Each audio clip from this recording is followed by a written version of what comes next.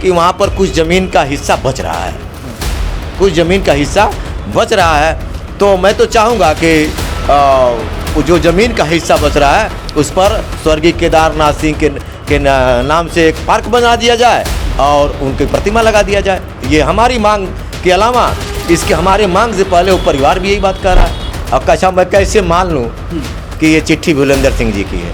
हमारे पास तो इसके पहले कभी दस्तखत भी नहीं आई, तो हमें कुछ संदेह है।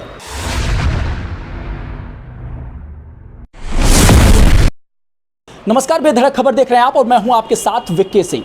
स्वर्गीय केदारनाथ सिंह सहितवार को जिस तरीके से उनकी मूर्ति और आवास को लेकर बीते दिनों लगातार गोरखपुर में राजनीति बीते दिनों से गरमाई हुई है, उसके बाद भोलेंद्र सिंह जो विधायक महेंद्र पाल सिंह के भाई हैं, वो योगी आदित्यनाथ को लेकर कुछ आपत्तिजनक पोस्ट करते हैं और उसके बाद उनको गिरफ्तार किया जाता है।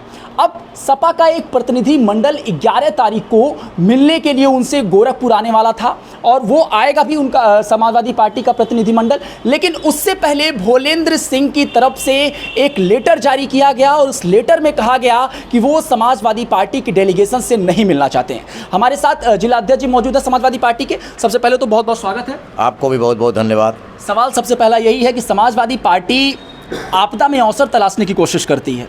अभी भोलेंद्र सिंह जेल में हैं, समाजवादी पार्टी का एक डेलीगेशन आने वाला है, भोलेंद्र सिंह कह रहे हैं नहीं मिलना चाहते हैं। समाजवादी पार्टी क्यों मिलना चाहती है? नहीं, आपने पहला सवाल था कि आपदा में अवसर। हम आपदा में, हम समाजवादी लोग आपदा में मदद करने वाले लोग हैं। हम मदद करने वाले लोग हैं और ये कोई नया डेलीगेशन नहीं है। पूरे उत्तर प्रदेश में और इसके अलावा और भी जो बड़े लेवल के मामले होते हैं, जब भी कोई वंचित, कमज़ोर, असहाय, हम जब भी ऐसा लगता है तो समाजवादी पार्टी के राष्ट्रीय अध्यक्ष माननीय श्री अखिलेश यादव जी ऐसे मामले को गंभीरता से लेते हैं और जितने भी दुखी पीड़ित लोग होते हैं, कई बार ऐसा अवसर आया है कि समाजवादी पार्टी आर्थिक रूप से, हम सरकार में नहीं है, उसके बावजूद भी समाजवादी पार्टी आर्थिक रूप से सैकड़ों लोगों को मदद किया है। तो आपदा में अवसर नहीं ढूंढते हैं। हम तो जारी हो गया है, वो नहीं चाहते हैं मिलना। देखिए, अगर वो नहीं मिलना चाहते हैं, हम उनसे मिलना चाहते थे, डेलीगेशन मिलना चाहता था। अगर वो नहीं मिलना चाहते हैं तो उसके लिए मैं दोषी तो हूँ नहीं। हम तो उनकी मदद करने के लिए, उनके दुख में शामिल होने के लिए आ रहे थे। उनसे जो पीड़ा थी, हो सकता था हम कुछ उनका पीड़ा में सहायक हो सकते थे। अगर वो नहीं मिलना चाहते हैं और तो हमें कोई आपत्ति नहीं है। भाई, हम आपके घर जाना चाहते हैं और सम्मान से जाना चाहते हैं, कह के जाना चाहते हैं। अगर आप नहीं मिलना चाहते तो उसमें मेरा कोई दोष नहीं। हम तो चाहते थे कि आपका यथासंभव आपके दुख में शामिल हों। तो कल का अगर समाजवादी पार्टी का डेलीगेशन आएगा तो क्या कुछ रूपरेखा रहने वाली है? समाजवादी पार्टी का डेलीगेशन पार्टी कार्यालय पर आएगा। यहीं हमने सबको आमंत्रित बुलाया है और यहीं से हम लोग निर्धारित जो मैंने रूट भी दे दिया है, जिलाधिकारी महोदय को रूट तय कर दिया है और उसी रूट पर हम लोग जाएंगे और जाकर के स्वर्गीय केदारनाथ सिंह सहितवार, जो आरक्षण में बहुत बड़ी भूमिका उनकी रही है, आरक्षण दिलाने में, खास करके पिछड़ों को, उनके अनुयायी बहुत हैं। खास करके उनका समाज जो है, मैं तो देखता हूँ हर बार, हर साल पुण्यतिथि के अवसर पर हर समाज के लोग तो जाते ही जाते हैं, लेकिन कुर्मी सहितवार पटेल समाज के लोग बड़े पैमाने पर जाकर उनको याद करते, अपना मसीहा जयंती पर अभी माल्यार्पण को लेकर बहुत बवाल करते थे। लेकिन जो अभी जयंती बीता है उस पर बवाल हुआ है। ये माननीय मुख्यमंत्री जी गोरखपुर ज़िले में अमन चैन, अगर वो चाहें तो कोई विवाद ना हो। माननीय मुख्यमंत्री जी को एकदम ऐसे मामले में बैठ करके जलान को बुलाएं।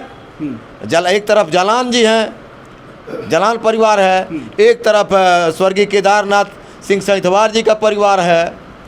आज वो भाई बेघर हो गया, उसके पास रहने के लिए कोई ठिकाना नहीं है। तो आपके कहने का मतलब है सारे फसाद का जड़ केवल मुख्यमंत्री जी? नहीं, मेरा सवाल है, वो मालिक है ना। बिल्कुल। इस नाते मैं इंगित कर रहा हूँ कि आज के तारीख में मुख्यमंत्री पूरे देश और प्रदेश के हैं, लेकिन गोरखपुर के वो मालिक हैं, उनका गृह जनपद है। यहाँ पर वो 25 साल तक सांसद रहे हैं, आज वो विधायक हैं।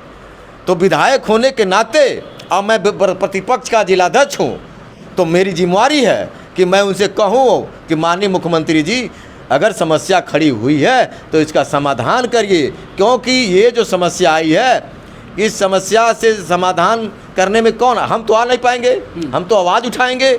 माननीय न्यायालय का मामला, माननीय सुप्रीम कोर्ट का मामला है, लेकिन जिस समाज ने आपको भारी भरकम वोट दिया, आज वो परिवार, वो समाज रो रहा है, आपसे न्याय की गुहार कर रहा है, तो क्या ऐसे समय में आप जालान परिवार को बुला करके बात करिए, सब कुछ रास्ता निकालिए, कुछ हल निकालिए। और माननीय मुख्यमंत्री जी की बात कौन नहीं मानेगा? गोरखपुर ज़िले में जालान परिवार नहीं मानेगा, और जालान परिवार देखा जा रहा है, सुर्खियों में आता जा रहा है। अभी तो पता नहीं क्या कैसे क्या लगाते हैं कि कई जगह अभी वो कह रहे हैं न्यायिक आदेश के बाद ही ये सारे काम हो रहे हैं।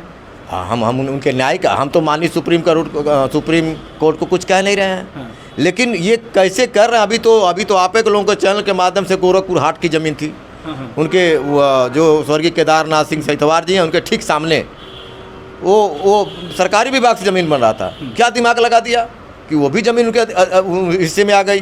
तो जहाँ जहाँ इसी तरह की ज़मीनें हैं उस पर उनका नज़रें हैं, तो इस तरह नज़रों पर माननीय मुख्यमंत्री जी की नज़र तो होनी चाहिए कि माननीय मुख्यमंत्री जी इस पर ध्यान लगाए कि जो बसे हुए घर हैं, और तो मानवता की बात करती भाई। अगर वो परिवार, समाजवादी पार्टी क्या मांग कर रही है मूर्ति को लेकर? समाजवादी पार्टी जो मांग कर रही है, और समाजवादी पार्टी इस तथ्य के आधार पर मांग कर रही है कि वो जो पीड़ित परिवार है वो बेघर हो गया है, तो उसको तो ऐसा कुछ होना चाहिए जो आने वाला दिन भविष्य में उनका ठीक हो, एक ऑप्शन निकाला जाए। दूसरा, वो जो ज़मीन है, जो प्रतिमा है, जो स्वर्गीय केदार सिंह सहितवार जी की प्रतिमा है, उस प्रतिमा पर समाजवादी पार्टी के राष्ट्रीय अध्यक्ष माननीय श्री अखिलेश यादव जी माल्यार्पण कर चुके हैं।